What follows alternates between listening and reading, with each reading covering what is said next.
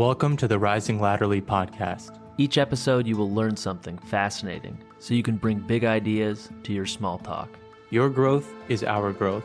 Listening to these episodes, subscribing to our weekly newsletter, engaging our posts on social media, and sharing our show with your friends and family is deeply appreciated as we work hard to expand this platform. You can also visit our page at buymeacoffee.com to contribute what you think the show is worth. To the folks who are taking this step, we can't thank you enough. Look for the link in our show notes for more details about how you can support and follow us. And now, please enjoy this episode. Today's guest is Kathryn Ford. Kathryn has been practicing psychotherapy for over 20 years. She received her MD from Brown University Medical School and did her psychiatric residency at the Stanford School of Education.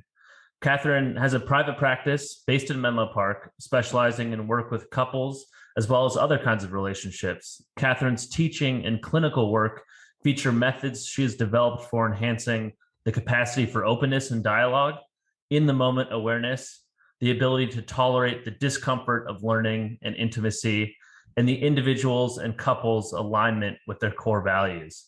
Kathryn brings to her work her experience and training in psychology, psychotherapy, somatic techniques, and the arts, all topics that we've explored and would like to continue to explore here at Rising Latterly. It's no secret today that the pandemic has put an incredible strain on so many intimate partner relationships. In the US in 2020, which was just the first year of the pandemic, a major legal contract creation site announced a 34% rise in sales of its basic divorce agreement, with newlyweds who'd got married in the previous 5 months making up 20% of sales. October is Domestic Violence Awareness Month, which comes to mind for many when thinking about intimate partner conflict. So the conversation today is both topical and undeniably evergreen. Kathryn, thank you so much for coming on the show. Thank you, Jay. It's a pleasure to be here talking to the two of you. Yeah, we're grateful to have you. It'd be great to start with learning a little bit more about you, Kathryn. I think it takes a very special person to pursue psychotherapy and an exceedingly special person to specialize in something as delicate and dynamic as couples therapy. I'm curious what drew you to the work, Kathryn? Yeah. So I think that all of us probably remember when we were little, there was some particular thing that was more interesting to us than anything else in the world. And I think we each had something like that. For me, that something was human beings, and in particular, their contact with each other. And I was very sensitive to and fascinated by, in some interactions with me or that I was watching with other people, there was a certain special energy and aliveness that I was really drawn to and interested in. And I was very aware of that against a background of a whole lot of other interactions that didn't have that quality. So it really caught my attention, almost like the bright and shiny spot in the world. And I was interested in that from the very beginning. And then, of course, as I got to be a teenager and the hormones kicked in and we all started flirting and dating and stuff, that got even more interesting. And it became kind of the centerpiece of life. I was growing up in a suburb in a nuclear family in South Texas. So, we were doing proms and we were doing, dance parties, and it was fascinating. And again, I was very struck by, wow, here's a lot of that kind of bright and sparkly energy. And I was drawn to it. And meanwhile, I was seeing two versions of coupling relationships. On the one hand, I was looking around me in my own family, my parents, and the community around me. And the version I saw of coupling and marriage was definitely not bright and sparkly. I would say those relationships looked like they were somewhere between boring and annoying. And on the other hand, my other cultural context was that Hollywood was starting to pump out towards our televisions and movies all kinds of very scintillating, bright and sparkling images of relationships. And there was Rock Hudson and Doris Day, and there was Cary Grant, and, the message was coming across, yes, you can have this bright and sparkling, wonderful, fascinating relationship. And I came out of college, headed towards high school, headed towards college, absolutely certain that despite what I'd seen around me in my community, this was totally possible. It was going to happen. In fact, it wasn't even going to be that hard. I was going to fall in love with somebody. They were going to fall in love with me. We were going to ride off into the sunset. It was going to be fabulous. And you can well imagine what happened next. I hit the bumpy parts and began to experience the misadventures of that kind of relationship. And that was the early part. And then I ended up going into psychiatry because I was so fascinated by people. And after my psychiatry residency at Stanford, I opened my practice and started to work with people, at first one-on-one. And increasingly, I became aware that the real story was in the relationships of these people that I was trying to help, and turned strongly in the direction of working with couples. And then for the last 20 years, really have only worked with couples in my practice. Yeah, thanks for taking us through that. One thing that you shared with us there that really resonated with me was this idea that everyone can have access to a bright, sparkly relationship. That seems to be the belief of many young people. I think our culture has been heavily influenced not only by Hollywood in that regard, but probably by the happily ever after fantasy that we begin consuming as young children through fairy tales and the Disney princess movies, those genres. But life is obviously not a fantasy. Things are not perfect. They're real and they're continuous, which gets lost in the fairy tales. There's never any kind of happily ever after or happy ending. Life just keeps going. So what in your mind is the role that being in a mature relationship is meant? Like what role is that meant to play in an individual's life? That's a great question. And actually, let me add, I think we actually have gone way more strongly in that direction. And I would just remind all of us of the whole Facebook phenomenon. It's not just Facebook, but they kind of stand for what's happened is increasingly we've been sold the story that life is always wonderful, great, fabulous, perfect, including our relationships. I recently went looking for images, searching on the internet, images of couples. And I'll bet you can imagine 100% of the images were of extremely happy couples, like over the top happy couples. There were no images of anything of the rest of what couples life is. And so we've been sold a bill of goods about what it means to be a couple. And that's contributed to a sort of mysteriousness. People are mystified by what it means to be in a couple. And part of that is that really couples life is a bit like a magic show. All the good stuff is kept out of sight. And so we're trying to figure out how to do it, but we're not yet open with each other about what's really going on. We're very, very guarded and private about those kinds of relationships. So I think it is really hard. And consistently what I notice when I work with couples in groups is one of the things they value the most is the ability to talk to other couples in a deep and real way about what actually is going on. They feel a great sense of relief, like, oh, okay, fine. So that's what normal is, not what I thought it was. So that was a bit of an outtake because I just think that's so important in terms of the way people end up feeling clueless, and they end up feeling like there's something wrong with them because their relationship is so hard. And that really is not true and not the best way to think of it. What I think is true about relationship is that I don't encourage people to settle. I think the idea that, well, your goals are just too high, the bright and shiny thing doesn't exist, isn't actually quite right. We need an inspiring vision to do all the hard things that you have to do in these kinds of relationships. If you're trying to do all those hard things for something that's sort of okay and mediocre, like where's the inspiration in that?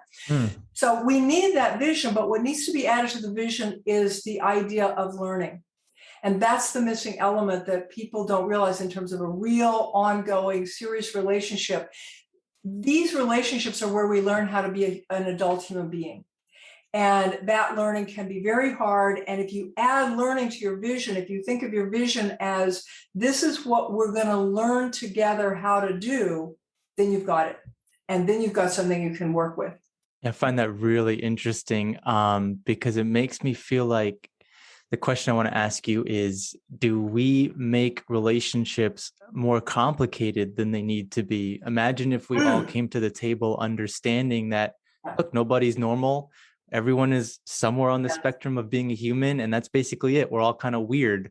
And I think that like once you pass this phase of being a child, you start to make things more complicated, and that could bleed into a relationship. And then the other half of your comments make me want to think around the fact that we are all going through updates all the time. We're all trying to become the best versions of ourselves. And so over time, like, you have to stay up to date with each other. If you think about it like a software update, like if I update my software, then my partner should update their software, and we should know about these updates. And so like, we're always constantly becoming newer versions of ourselves.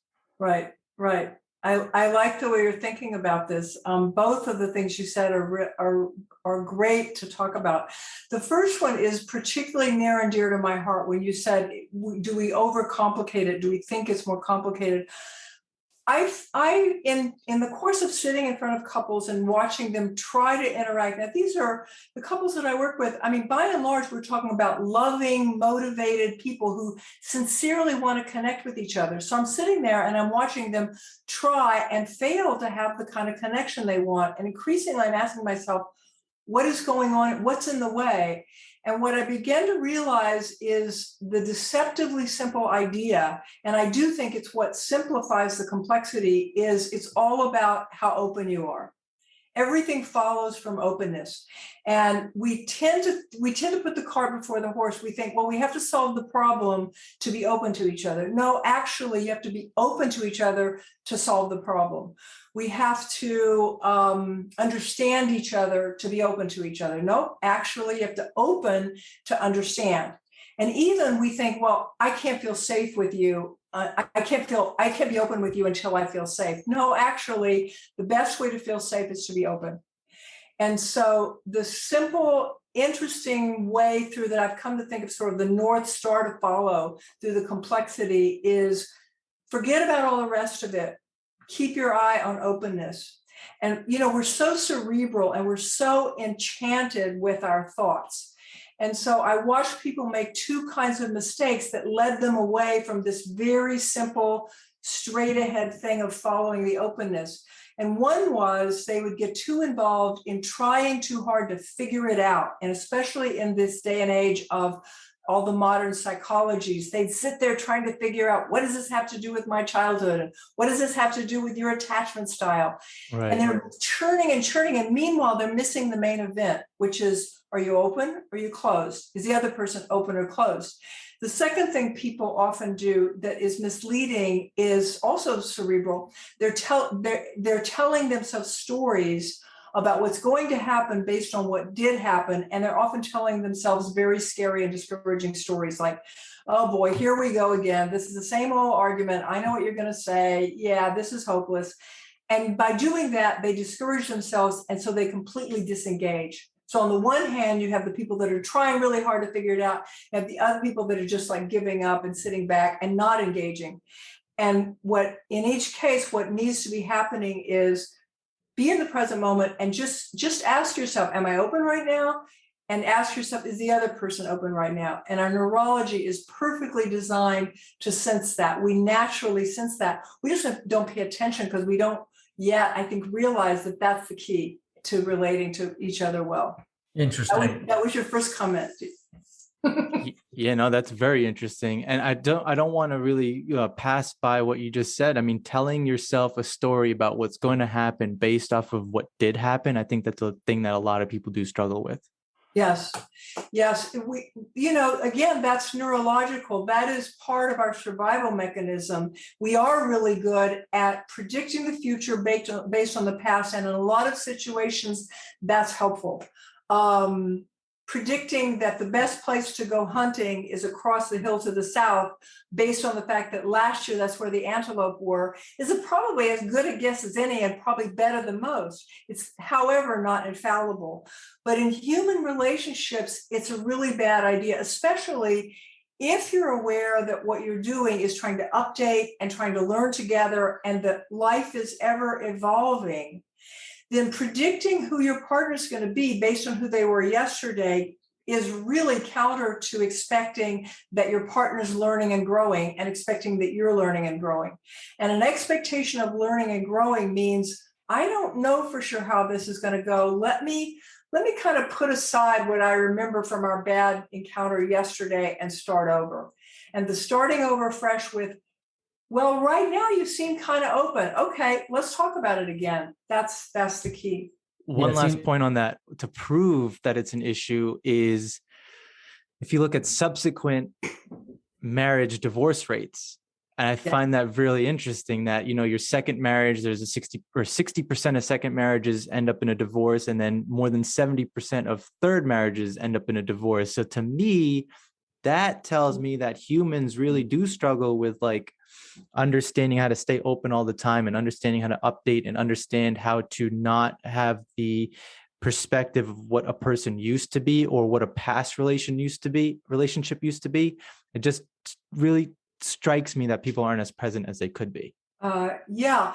And the lack of being present is, we form these static kind of concretized ideas of who we are and who other people are. I mean, somebody might say, oh, Kathryn, she's such an open person. Well, right at this moment, I feel pretty open. I'm having a great conversation and I'm happy. So I feel pretty open. But you could catch me in another moment and Kathryn's not open at all. She's closed, tight as a drum, and forget it. You might as well take a walk. She's not going to be available. So I'm neither a closed nor an open person, except in the moment. And we have a mistaken idea about things being one thing all the time. And we're having trouble arriving in the present moment and taking things for exactly what are they right now, including and especially ourselves and the people we're trying hardest to relate to.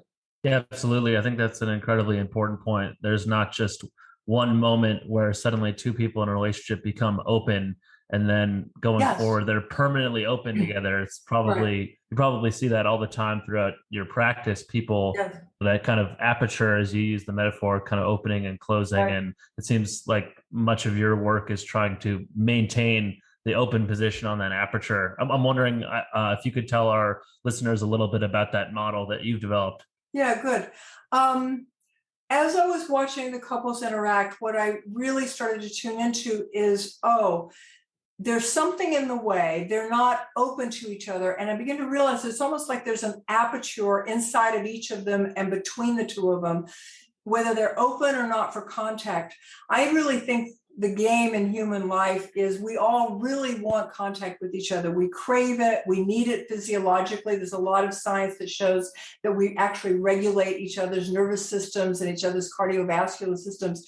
So we very much seek out contact. And on the other hand, we also want to feel safe. And we're extremely sensitive to indications that the other person might not be safe.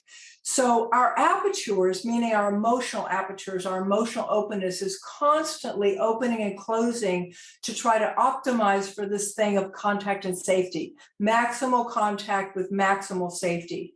And so that's what I begin to pay attention to, and what I advise my couples and other people to pay attention to is there's a lot to pay attention to when you're interacting with another human being.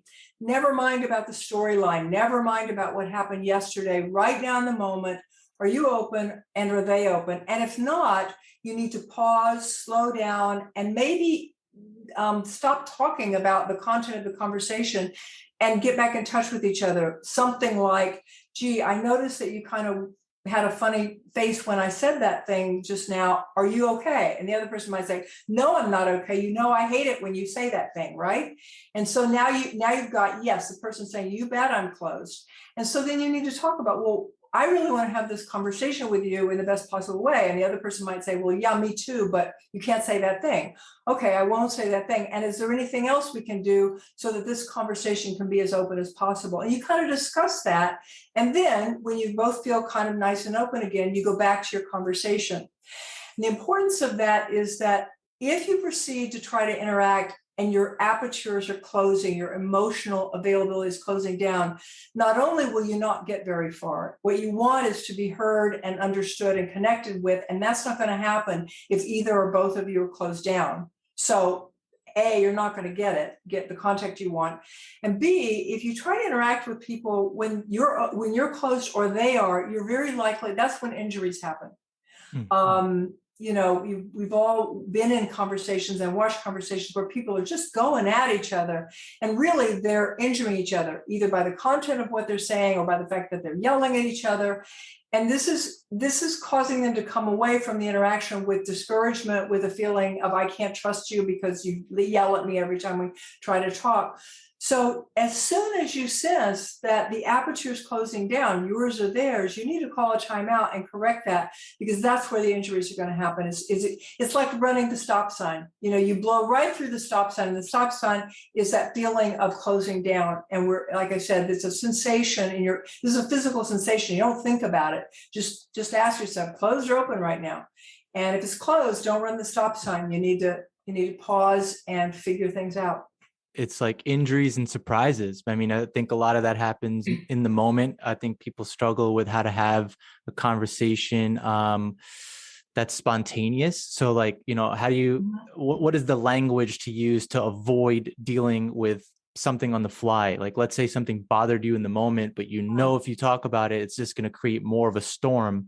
Mm-hmm. How do you actually go about that? How do you talk to your partner about that? And then the other thing I was thinking about was, you had just mentioned it, kind of like the stop sign, but also another way to think about it might be just like labeling that feeling. Like, when your heart is, picking up its pace, when that stress chemical is releasing through your blood, like you can feel it in your stomach, right. And maybe you just label that as like a storm, like call it Katrina or something like that. And that might be like another way of stopping yourself. Yeah, exactly. The on the fly part is really important. There's the in the moment aperture to each other, which I think is the most important. Like, don't lose sight of that. That's your North Star. But also part of our openness is not just determined by what the other person just said. Part of our openness is determined by the overall context of openness that we create together in all the other moments of our lives.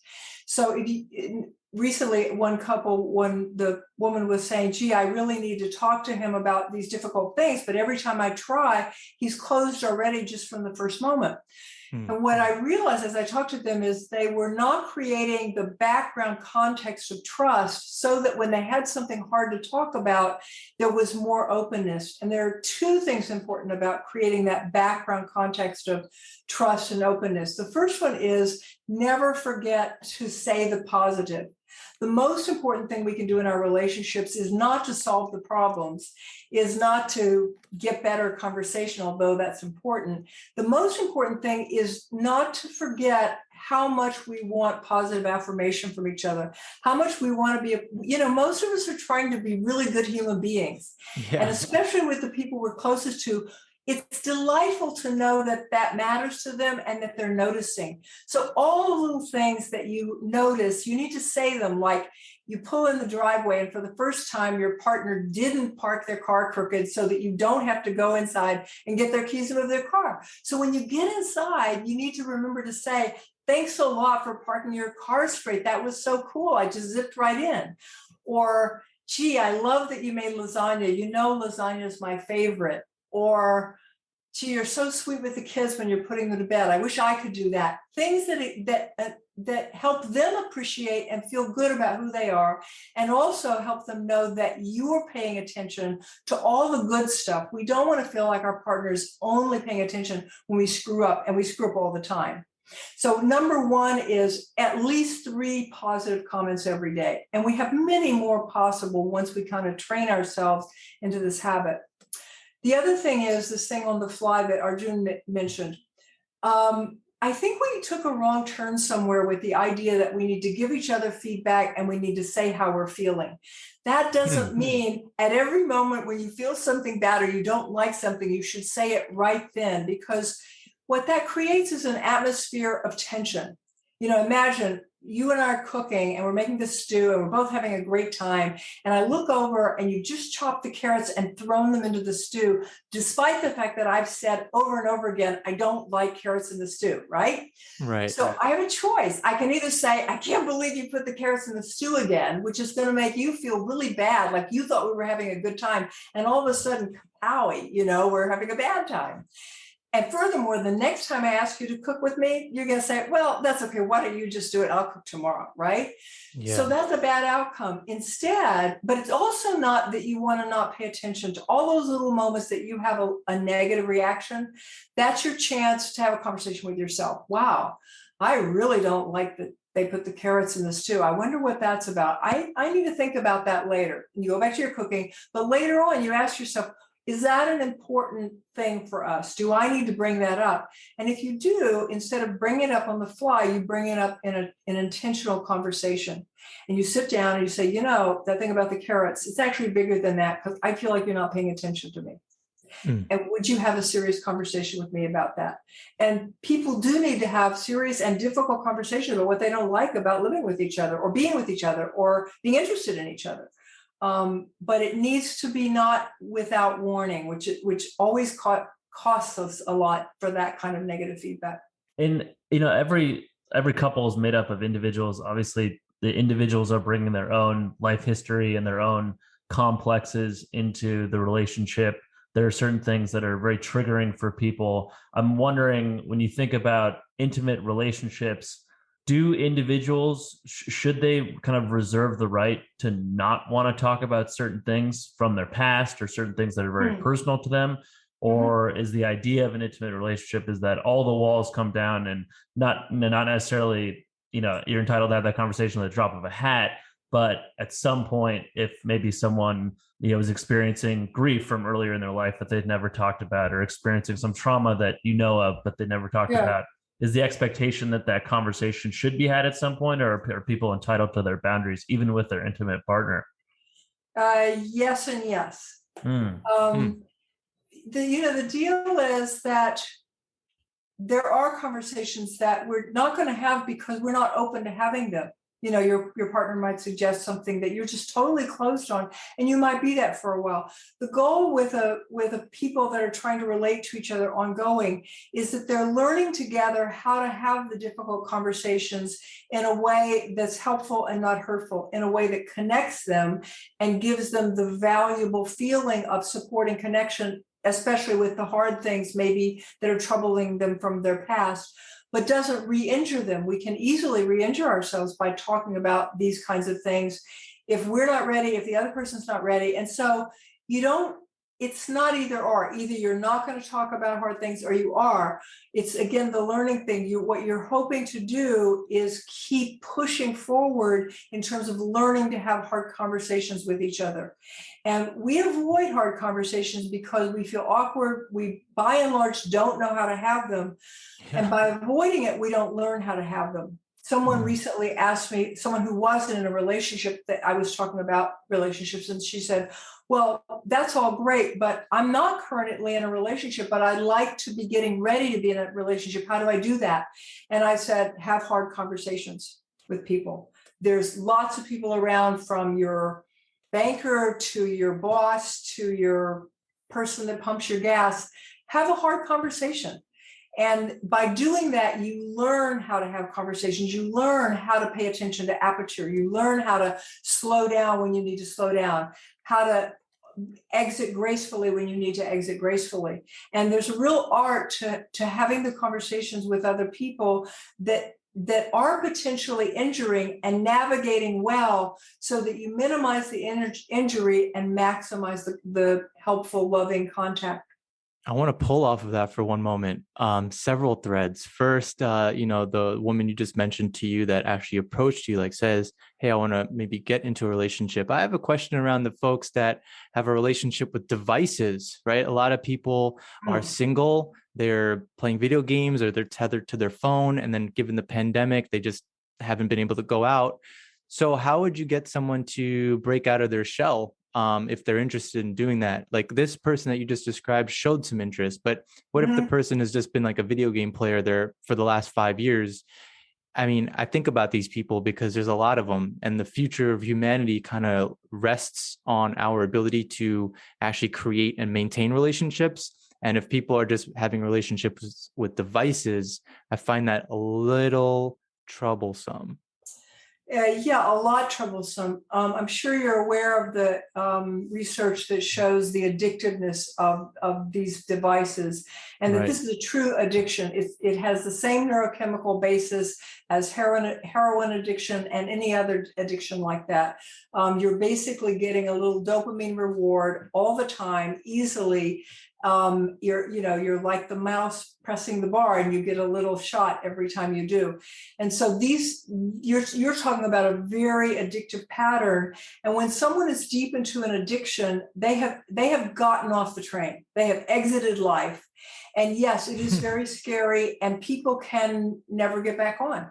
And the interventions that need to happen sometimes, if you have someone that you care about and they have become addicted to their devices and have stopped interacting and stopped growing and learning and taking on hard conversations or even any conversations, the necessity of extracting or helping them extract themselves from the addiction is every bit as real as if they were drinking or shooting heroin. And it's every bit as hard also, especially because the thing they're addicted to is even more available than alcohol or heroin. Or a And person. a lot more available than a person. Yeah. Yes, exactly. So this is serious, and it's very important. And I would say, going to the milder forms of it, what's really important is that we all be aware that we constantly need to be in the present moment, evaluating, how am I using my life at this moment? These devices are also very helpful. I was able to use my devices to look up your podcast and to hear your wonderful interview with Thomas More, and that was fabulous. But I also need to ask myself, is now the right time? Or did I just finish watching 3 other videos? And meanwhile, my husband is saying, I really wanted to go for a walk today. When are you coming?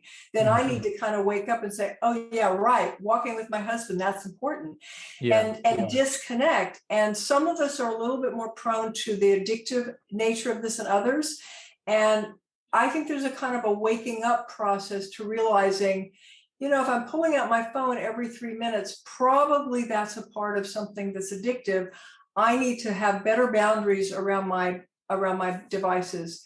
And so it's really an issue for all of us. The extremes of it are what you talked about, and I think very sad and concerning. But all of us are now in a situation where something very addictive is extremely available and, in fact, kind of necessary. It's kind of in that zone, like with food. People talk about food addictions as being particularly difficult because you do have to eat. Unlike alcohol, you can completely avoid alcohol. And a little bit that's true with our devices. There's a certain way in which most of our lives depend on some contact with devices, phone, computer, whatever. And so it's very important that we understand how to set our boundaries around that and how to make sure that we don't slide in the direction of basically checking out. Yeah, because once you go in that spiral, it's really hard to get the momentum back the other way. Exactly. Yeah, the other thing that's very topical that we've alluded to a couple of times is the pandemic. I'm curious, Kathryn, have you seen that come up a lot in your work? Just the fact that couples are now spending an inordinate amount of time together. In years past, people have been able to leave the house, come back. Yeah. There's been some separation. There's been flow there, leaving and coming back into a space. And there's, I feel like, a lot of stagnant energy right now for people that are living with each other, regardless of what stage they are in the relationship. Right. Has that been coming up in your practice a lot? Yeah, I think it's coming up in my practice, and it's coming up for all of us. I mean, this is on everybody's mind. I think, again, this is a place where learning has made and will continue to make all the difference. The pandemic, in a certain way, was very restrictive, and because it kind of pushed us further than usual in the direction of innovation. We all had to innovate in order to have our lives at all. We had to innovate around how we got our groceries. We had to innovate around how we did our work. I had to go on Zoom, and I didn't really particularly want to go on Zoom at that point, right? So the really cool thing about the pandemic was it was a giant demand on really the global population to innovate. And I think that's really healthy. I think innovation is one of those cool, super shiny, interesting things in life. And so take it down to the couples level, what this meant is that the couples that were able to view this as the need to innovate and to meet the crisis with creative innovation and thoughtfulness and figure out, okay, how are we going to make this work so that it's a good thing instead of a bad thing? Those couples actually did better during the pandemic, some of them. And for sure, my work with certain couples was way better during the intense first year of the pandemic than it had ever been. They had less distractions. They were more at home and kind of more settled in. They weren't driving around racing across town to get to my office. They were just like going in the room, closing the door, and getting on the Zoom. So some couples benefited, and it kind of pushed them in the direction of dealing with things in their relationship that they either hadn't been paying attention to or hadn't had enough time together to pay attention to. Now they have a little bit more time to talk. And if that only makes them nervous, and instead of talking, they get on their devices and kind of ignore each other while in the same room, that then became a very bad thing. Relationships that either were already kind of fragile, like they were at the breaking point, broke more during the pandemic than before. And relationships where the people did not know how to learn, where they really hadn't incorporated learning as the basic thing about life and the basic thing about the relationship. So they kind of expected their relationship to function in all the ways that it had been functioned with no alterations. That didn't work out so well, and people got very frustrated. And that wasn't just in their personal relationships, but also sometimes in their relationships with their work.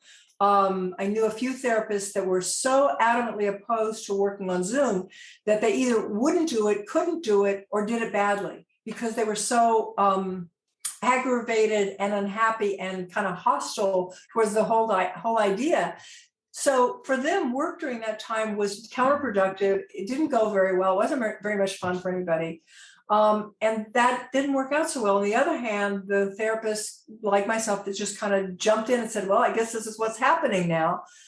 Many of us actually found it kind of interesting and delightful. And so the whole thing with COVID and couples, I think, hinged around, were people able to innovate and change their ways of interacting, be creative about, well, I guess if we're all going to be home together, we're going to have to change our pattern of childcare because the nanny's not going to be showing up. So let's sit down and figure out which your shift and what's my shift. And on top of that, how in the world are we going to get a little time together? And to be flexible. Some couples had a rule, absolutely not, the children never go in front of the television. Well, that's a cool rule for some families. But if you're in a pandemic and you have little kids and you don't have a nanny, you're going to have to have some way that the kids are safe and comfortable and having a good time on their own so that you can grab a few minutes just to be the two of you in the kitchen, sharing a cup of coffee and commiserating about how difficult life was that day. Yeah, it's really interesting. And I've been thinking in the context of the fact that we've also been talking about having difficult conversations. And I think you painted a really good picture of folks that thrived, they were able to innovate, but at the same time, a lot of people lost their jobs during the pandemic. And so now you had couples who had to talk about finances, and we all know how hard that is. So what's a good way for couples or married folks to actually talk about finances together? And I want to put this in the context of a word that Jay said a few minutes ago, grief. I don't even know if anyone caught that, but he briefly mentioned it. And I think it's really something to really consider, because imagine if your entire relationship, you've outsourced all of the finance decision-making to your partner. And let's just say, unfortunately, that partner doesn't live as long as you do. Now, all of a sudden, you have to evolve. You have to start thinking deeper. You have to start to actually heal your own money wounds and start to learn how to take control, all while grieving. So I know that's a really long, loaded question, but it's finances were already a hard topic to talk about. They may have become more difficult during the pandemic, and it's something to consider, especially if you have a partner who passes before you do, and you're not the one responsible for the finances. Wow. Yeah, you're evoking a whole set of really, really hard things. And I actually appreciate you bringing it up, because my answer addressed kind of a different level of difficulty, and you're kind of reminding all of us, okay, there's that level, and then there's the really hard stuff, like somebody dying, like your finances dying on you. And what do you do with that, and how do you cope with that, and what does innovation mean in that context? Correct. And I think where I go with that is, okay, now we're talking about the larger community. Now we're talking about the fact that two people are never enough. And that, especially if you've lost your partner, or even if you still have your partner, but the things you're facing, like financial collapse, are really they're going to swamp the boat. They're overwhelming. An important thing to remember there is it's not just about connecting with each other, it's about connecting with your larger community. And again, during COVID, often that was on Zoom, but to not fail to reach out just because the ways you can do that are limited, to find a support group, to be in touch with relatives that are halfway across the country that usually you might only see once a year. You might need to be Zooming with them, every week for a while, because you and your partner are in a severe crisis, either of the marriage itself, of finances, of somebody dying and you're grieving. And so you need the additional connection and support from other people that may have been somewhat distant from you in the past. You need to pull them a little closer and discover what you need from them by way of support, reassurance, encouragement. And also what you often discover in those situations is they also have their own needs for that. And so it's not just a situation where you're asking for something, you're also offering some connection. And those kinds of connections, and there were many kind of dramatic examples of just how precious connection can be. Like, I'm remembering the scenes of, I think it was Italy, where everybody got out on their balconies and were hooraying and banging the pots and pans and stuff. And that was just a way of being reminded we're still connected. Somebody's still out there. I'm not by myself, even though I just spent 5 hours in a row inside my apartment, not seeing the sunshine. And so it's really important to remember connection is possible. Sometimes we're not very good at it. Some of us are better than others. Let's say you're not very good at it. Do it poorly. I often tell people it's better to bark up the right tree poorly than to bark up the wrong tree well. And then when people say, well, I don't talk much because I'm not very good at that. Okay, but that's the right tree for all of us. Conversation is where it's at in terms of human beings connecting. So go have conversations badly and awkwardly and stumble around, and don't fail to do the thing that is absolutely essential to life just because you suck at it. I mean, get good at it. Love that. Yeah, I love that too. No, that's great advice. That's really great advice. And I think it is still a good opportunity to reconnect with old friends. And I think a lot of people have taken the opportunity over the last year and a half or so to reach out to people that that maybe haven't had really deep conversations or deep relationships with in a while. And I think that's a great way of building out your community. And we've talked about tech being a kind of double-edged sword. I think that is one of the positives of the age we live in now, with text and phone and Zoom. You can stay in much closer contact with people remotely now, which is great. Absolutely. And I think it's a really good way of taking yourself out of whatever environment you're in, like, going for a walk and calling someone from high school or college. It's very transportative. And I think right now, for people that are feeling stuck, being able to kind of transport themselves into another social environment, even if it's digitally with an old friend over the phone or something like that, it's still helpful. Yes, exactly. I was going to say, a couple beats ago, you had mentioned fragile relationships. I just want to ask a question off of that, because by the time someone wants to sit down with you, they're probably in a fragile relationship. But before they actually start official couples therapy, do you think there are a set of questions that couples could be asking themselves first? Like, try to figure it, like, is there a set of questions that that people could be asking before they actually come to your office? Yes. What are the important questions to ask yourselves before you go see the therapist? The first question would probably be, if you're thinking about seeing a therapist, what is the reason that you wouldn't? And get in touch with all the reasons you wouldn't go see a therapist, because after all, you may be avoiding the very thing that you need. And if it occurs to you that you might want to go see a therapist, that's a pretty good indication that you need to take that idea seriously.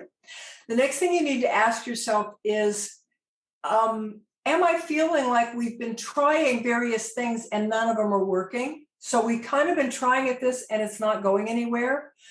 Are you having the same conversations over and over again and they're not going anywhere?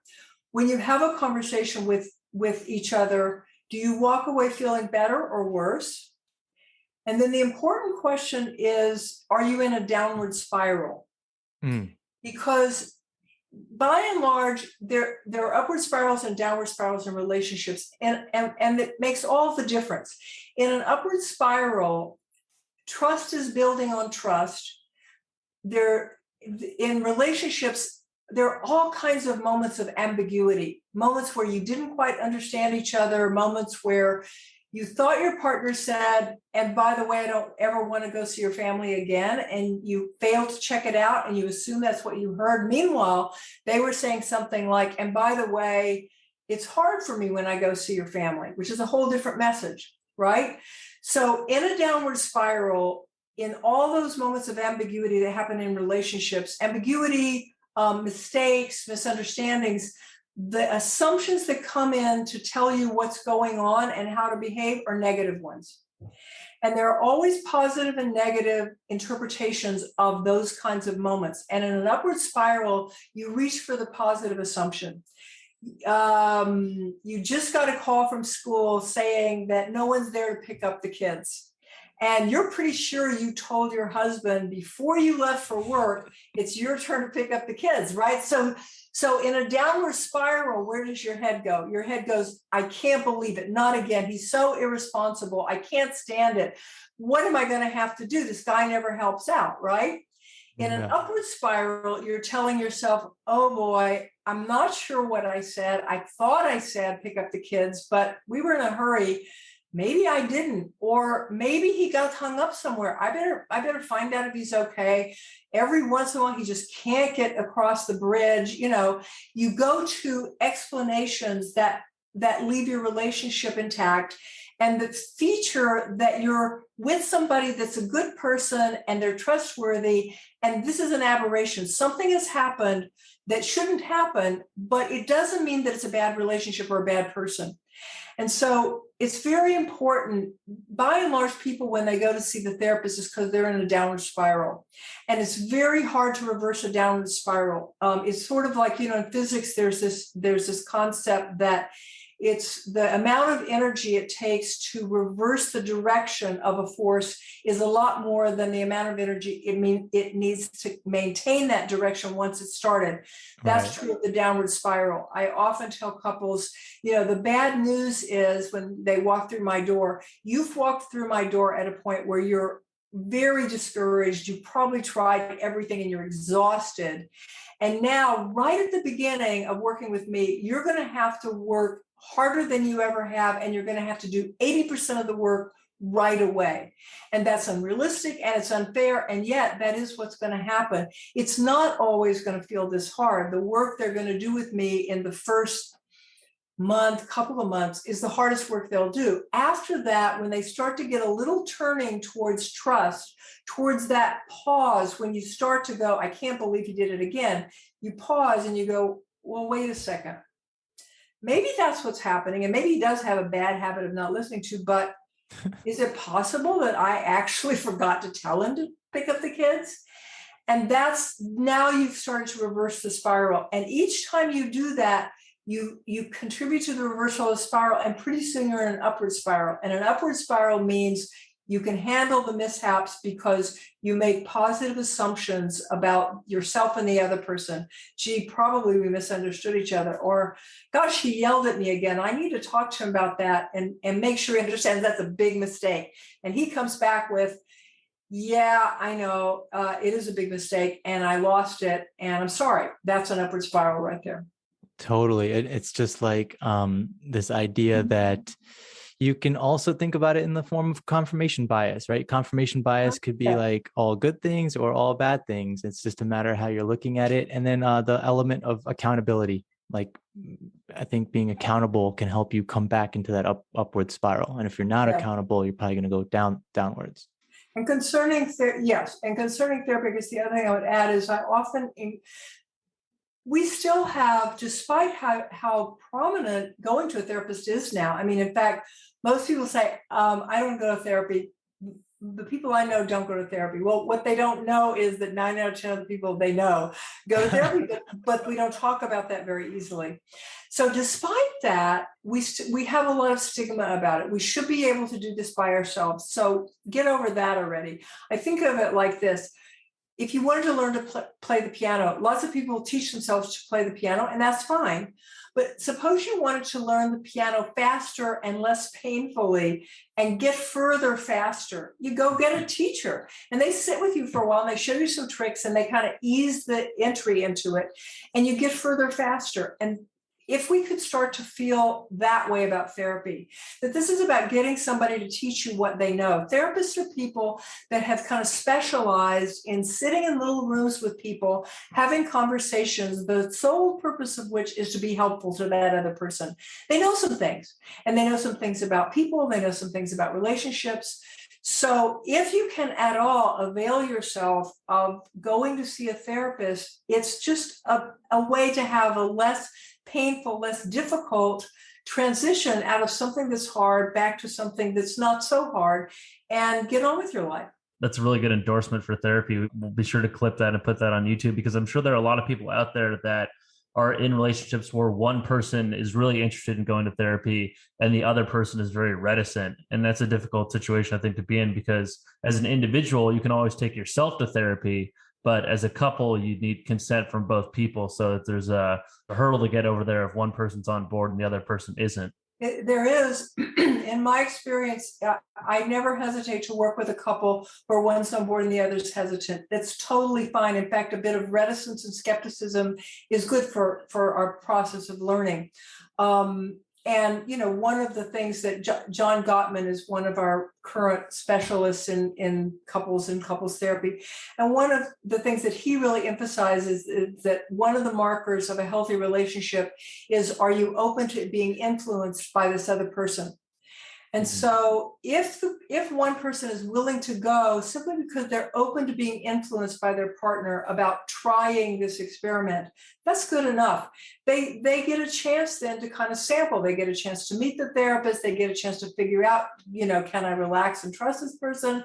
Is this going to be helpful? So sampling it as a beginner, as a skeptic, there's nothing wrong with that at all. And many good couples therapies have started with one person being pretty convinced that they wanted it and the other person being pretty uncertain whether they did. And that can work out just fine. And in fact, the person that really wants therapy, often if they ask me, well, how do I get my partner to go? I said, don't ask them to be in therapy with you. Just ask them, are they willing to meet the therapist? Are they willing to have a first conversation with the therapist just to ask their questions and to kind of start to figure out, well, might this be a path for us? Don't ask for a commitment. Just ask for a sampling, a little experiment. That's great advice. Well, I know we're at the top of the hour, Kathryn. We do have one final question for you. We've been asking it to all of our guests over the course of this summer. If you could be any animal for a day, which one would it be and why? Ooh, that's a good one. What animal would I be? I don't exactly know, but cat comes to mind. And I think that's because I watch my cat being so comfortable with me in her environment and being pretty open to contact. And I guess a cat or a dog, and dogs, have even more. Cats and dogs both have a lot of resonance with us. A lot of the things that are true about human relationships are also true about our relationships with animals. We relate to our animals because by and large, they have nice open apertures to us, and that feels really good. So I'd probably be a cat or a dog and enjoy the yumminess of that kind of openness. That's a great answer. You're the first person to say cat. Oh, really? That's true. Yeah, that is very true. Yeah, no one said cat before. I love that. Well, it was a pleasure talking with you today, Kathryn. Really appreciate you coming on and sharing your insight with us. I know you do a lot of great work in private practice and you do some workshops as well. Just curious if there's anyone out there that's listening and interested in working with you. Are you taking on any new clients in any capacity right now? I always encourage people to contact me. I generally am full, and I generally, from time to time, I have openings. So I always encourage people to be in touch with me. It's also true that from time to time I have workshops. So if I might not be available for individual consultation, I might have a workshop coming up that they could join. So I would say they should go to my website and get my contact information, check out what's there about me and see if that interests them. And then also my website is a good place to see when I have workshops coming up. Right now, a lot of my teaching is through Stanford Continuing Studies program. And so they can often find a listing there for me. I think my next course with Stanford will be in end of January.